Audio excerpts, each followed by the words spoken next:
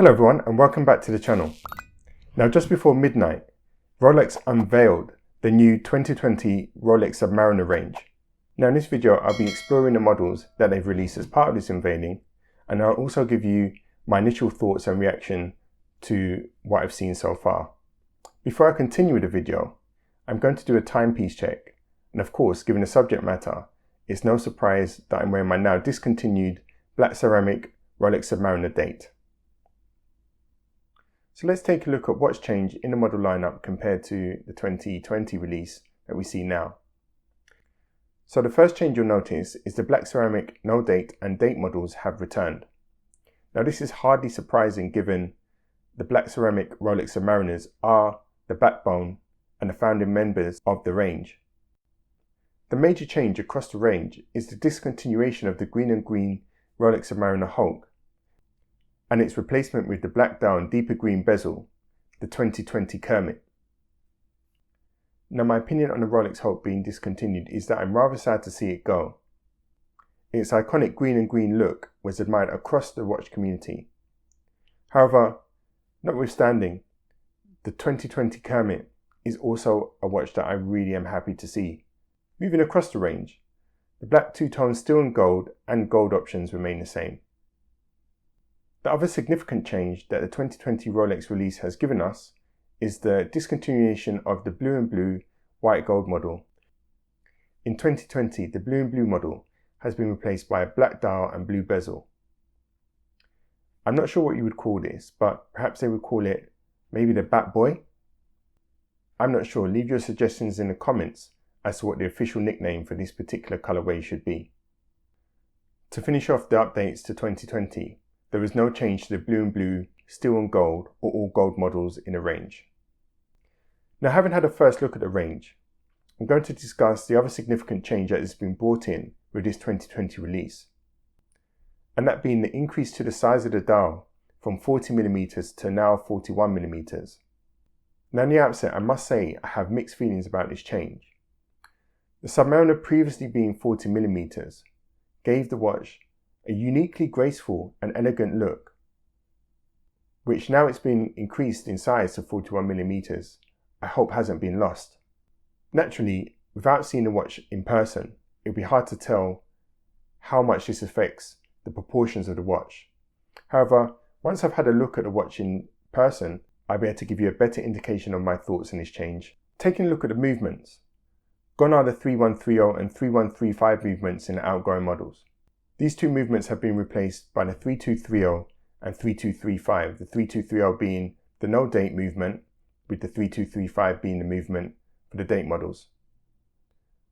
The main two changes brought about by the new models is increase of power reserve to 70 hours from the 48 hours in the previous models. There has also been an update to the hairspring, which Rolex say is 10 times more precise than traditional hairsprings in the case of shocks.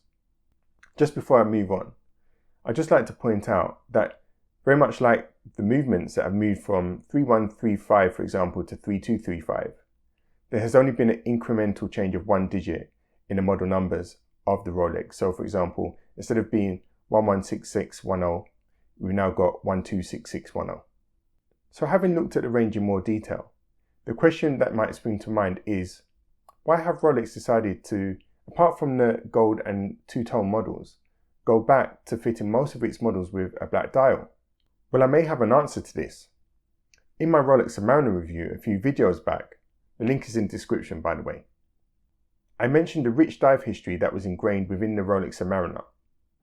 Now with the 2020 release, Rolex has clearly gone to great lengths to remind us on how fiercely proud it is of its rich dive history.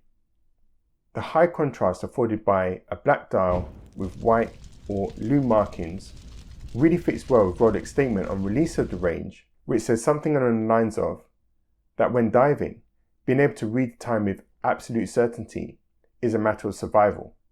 As much as I like the green and green of the Hulk, for example, I have to agree that the black dial with the white or lume markings offer a much greater contrast, especially when trying to read the time in low light. So I completely agree or can understand as to why Rolex have done this. Just to finish up, I just want to briefly discuss some of the things I got wrong and some of the things I got right in relation to the subject of the new 2020 Rolex release in past videos on my channel.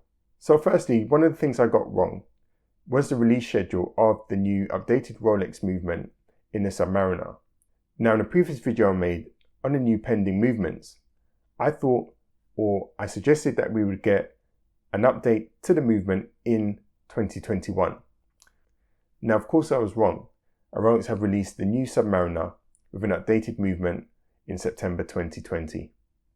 The second thing I sort of got wrong is, although I expected a new blue colorway, I didn't quite expect the black and blue colorway that we actually got. I don't know the nickname this will eventually be given, maybe the Bat Boy. However, this is not something I expected. And also I did think there would be a stainless steel version, but of course it's only come in white gold. The one thing I was spot on about, however, was when I said in my last video that I'd be surprised if Rolex didn't release a date model, where as has now been confirmed, date models have been released across the range. One more thing in terms of price, there has been a slight increment of around £150 levied on the watches across the range, and makes sense given there was quite a significant hike from 2019 until now already before these new models had been released. So now the new Submariner 2020 lineup has been fully unveiled, the quest would be for many of you is how to get hold of one of these watches. From my perspective, I'm not going to submit an expression of interest in any of the new 2020 Submariner models in the short term. And I've now submitted my expression of interest in obtaining the Rolex GMT Master 2 Batman. That's it for me for now.